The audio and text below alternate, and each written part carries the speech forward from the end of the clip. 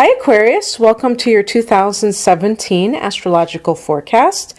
It's Raina here. So I think that I would like to begin by talking about some of the heavy hitters, I call them, because they are longer term energies and I feel like they exert more of an influence overall. And the first one to top my list is Saturn, which is one of your rulers. And I think it was the traditional ruler until Uranus came along. But in any case, Saturn is in your 11th house in the sign of Sagittarius, of hopes and wishes, your goals, your friendships. When Saturn goes into this kind of a house, and it comes to relationships, it can make it so that only the strong survive. So if you're the kind of person who collects a lot of people, and I would imagine that some of you are definitely like that, you may find that either by your own accord or by the grace of the universe, that these relationships will drop off, or somehow there will be some kind of a way that they will be whittled down in order that you cut away that which is excess. Because Saturn likes to have things, simplified. I would say, I think it's, some people may say it's more of a Spartan kind of an influence, whatever you want to call it, minimalist, which is such a big buzzword these days. And a minimalistic friendship sector here. The other thing, too, is that I think that this can be a very good placement for Saturn, a transit for Saturn in this 11th house, because it can really take your dreams and make them manifest so that they're not just daydreams, fantasies. And so definitely, if you've had something kicking around in the back of your head, try to think of ways in 2017 that you can actually take action steps, that you're not just thinking about them, that you're starting to act on them. A lot of times, I think people resist taking it to that final step because, maybe there's like this fantasy that, like the fairy tales, that anything that we, dream about should be something that is that drops from the sky into our laps. And sometimes things happen that are unexpected and they're just such delightful surprises. But I think that if you rely too often on that, that you end up with a bunch of dreams that never get realized. So it's kind of like taking a pragmatic approach to it when you have Saturn in that house. And it will be there for the rest of the year. Now, it does go into your 12th house at, I think the 20th of December in 2017. So you will have a 12th house transit of Saturn for 2.5 years, starting at the very end of the year. And, so that's going to be very interesting because, right now you have Pluto in that house. So it would be interesting to speak to individual Aquarians about some of their psychic adventures since 2008, because this is, the 12th house is the house of, metaphysics and dreams and, when I say metaphysics, that could be the 8th house, but more like past lives, dreams, and dreams can, hint at, or even we could relive past lives and dreams, I feel. The unconscious mind, the 12th house, and you have Pluto there. So this is like, Pluto is like the natural psychologist or psychiatrist. In the 12th house is the house of mental health issues. But also just, mental health issues is the mundane part of it, because it's really karmic, spiritual. Some of these issues, if you're having any challenges psychologically, it could be from past lives. I always feel that people who come into this lifetime with certain phobias, that's one of the biggest proofs of, one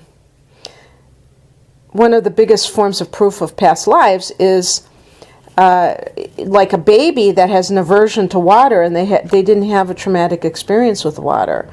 You know, children that are prodigies, how does that come about? If they've never, you know, studied a, you know, note of music and they can sit down to the piano, I think Beethoven or somebody like that, when they're like 3 years old and they can start, you know, playing and composing music, that has to be from past lives.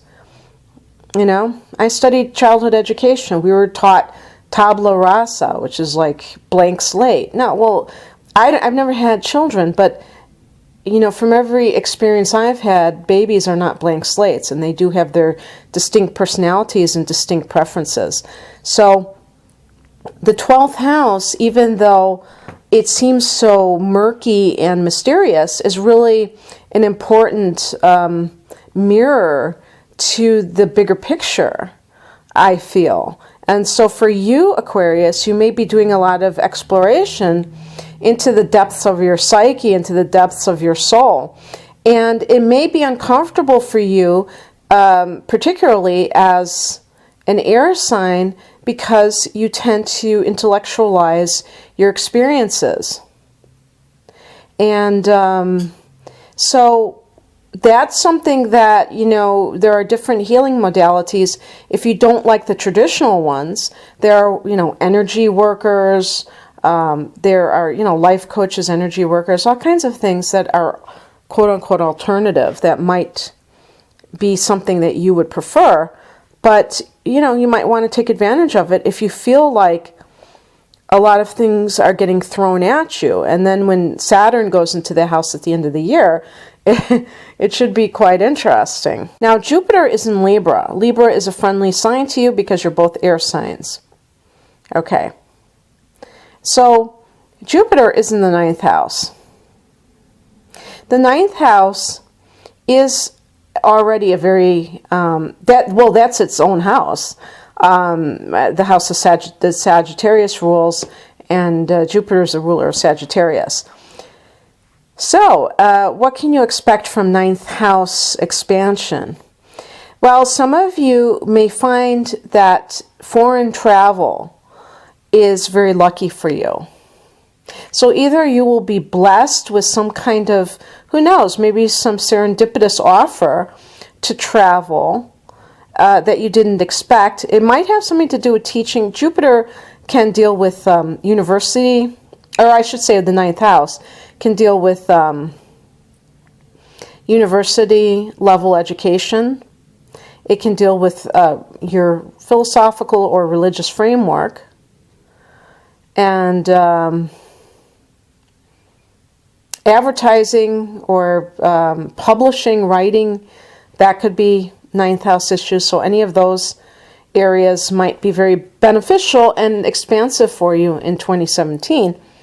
But this is going to also change. You know, you get this for 10 months. And then in October, during the sign of Libra, when the sun is in Libra, you have Jupiter going into Scorpio. So that's your 10th house. So then it goes into your career sector. And so that can be very good for boosting your career. Now, what's nice about this, and this is probably because of the progression of the charts in general, is that when it's in the 9th house, you get to explore your version of, well, I was going to say your vision for life. You know, the 9th house is your philosophy.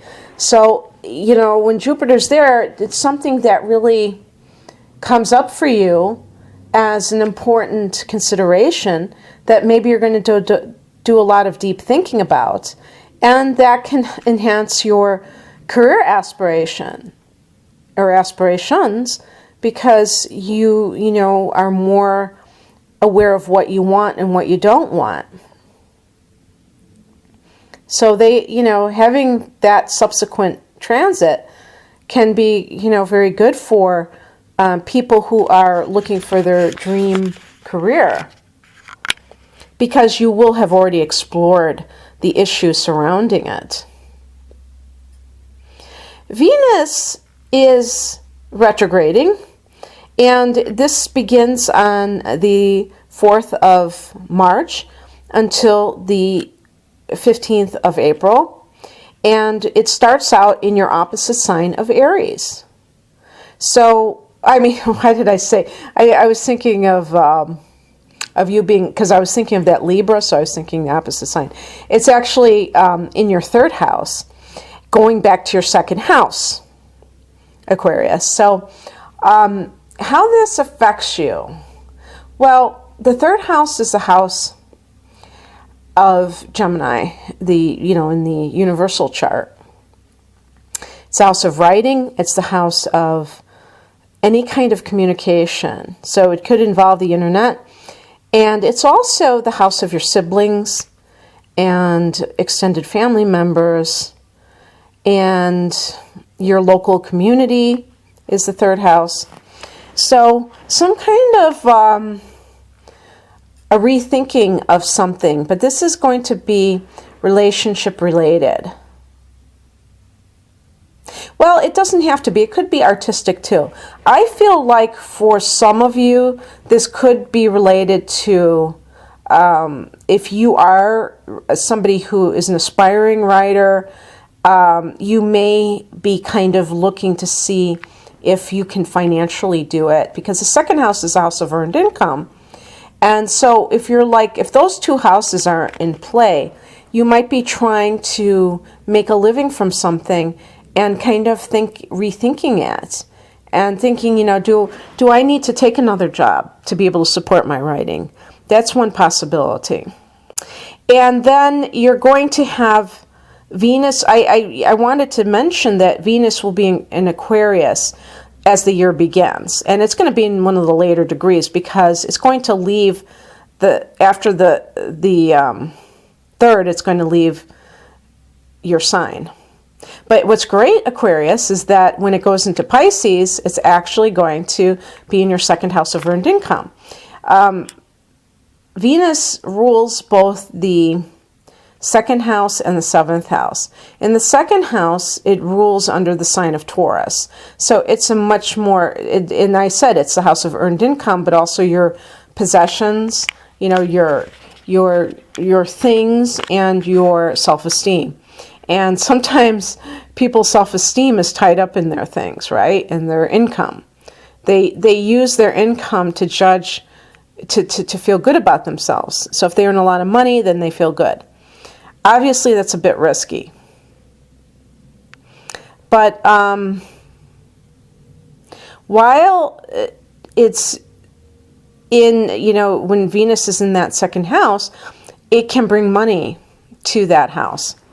And it can also give you a certain, I was going to say stability, but it's like a harmony when it comes to the money that you earn. There may be, if you've had any kind of challenge to that, then that restores your equilibrium in that department and just a general sense of well-being, but it could be a financial boost. So I wanted to make you aware of that. And this is going to be throughout January. What else did I want to talk about here? Okay, well, it's interesting because Neptune and Chiron being not so much a planet but an asteroid, are both in this earned income sector in Pisces. And this can be very illuminating, although it can also be perhaps challenging in some ways. So with these two, well, I can't say they're both planets, but we'll say these two heavenly bodies in the 2nd house, and they're both in Pisces. And actually, Neptune is Pisces ruler, so it's in its own sign. And Chiron is a very similar energy to that, because it's like kind of a primordial pain, or, it's karmic. It's this pain that you come into this life with. To have this transiting Chiron and the transiting Neptune in Pisces in the second house can really like make you think about how you regard money, Aquarius. And, I remember I had a client who had her natal Neptune in the second house. And for people who have their natal Neptunes in the second house, it can either be that they are very bad at handling money, like they're very irrational. They could be easily duped with money, easily scammed. They may not be good at handling money in general, because they're very impractical, because Neptune can lend impracticality. And or they could be very like a spiritual connection to money, where they know that there's a constant supply, and that they don't ever have to worry. Even if they don't have any money at this particular moment, they know that there's more where that came from. And this is the house of earned income, so it can really, be if you have Neptune there, it can be kind of confusing, because Neptune can lend confusion to an area, but it can also be a very enlightening and idealistic way of dealing with that sector. And it's a very practical sector, because it's an earth house. So this could, this transit of Neptune through that house can do a similar type of number on you. Either it can make you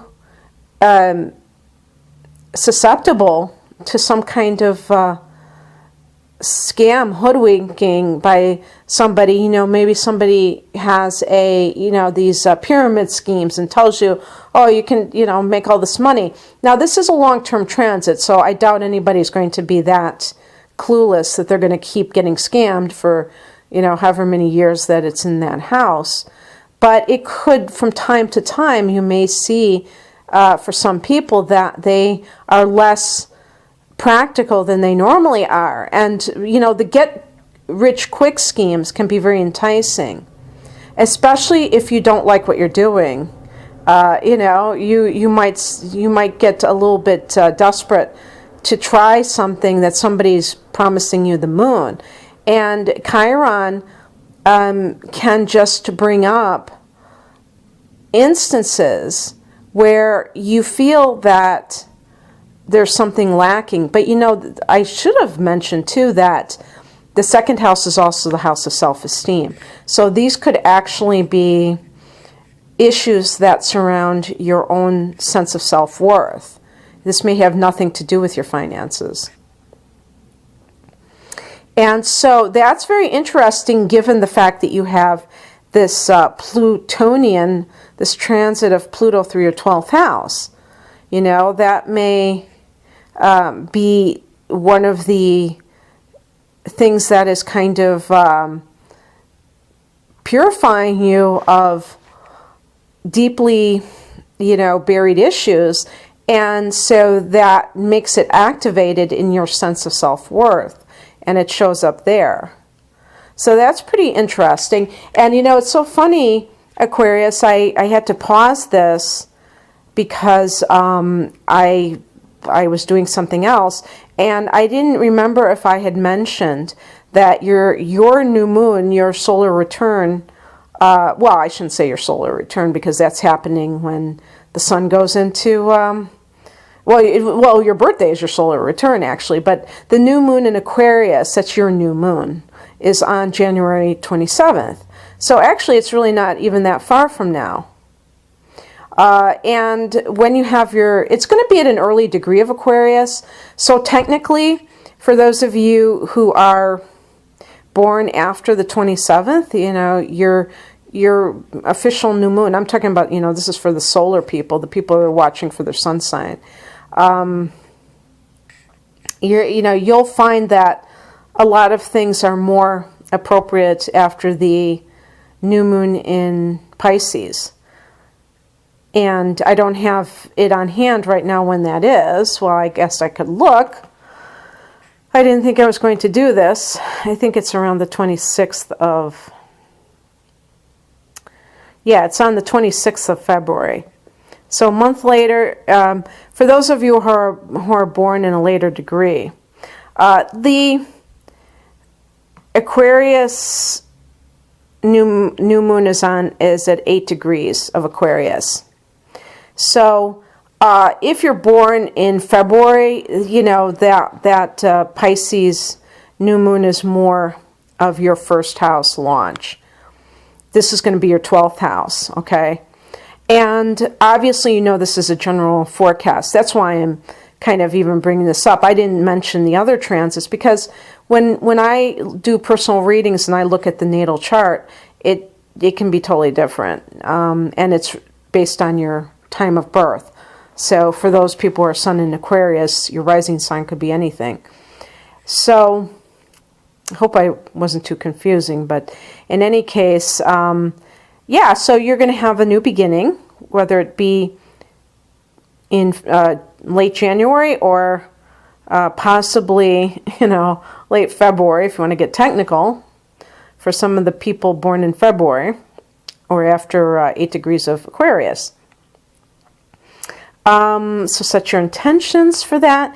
And then the other thing I thought was kind of interesting was talking about for people who are looking for love, what is happening there. Well, we're going to have a new moon in your 5th house of romance on, it's actually May 25th. Okay, so it's going to be in Gemini, May 25th. So that might be a time when some of you single people have an advantageous period of, you know, finding a love partner. So in any case, Aquarius, I hope you have enjoyed this.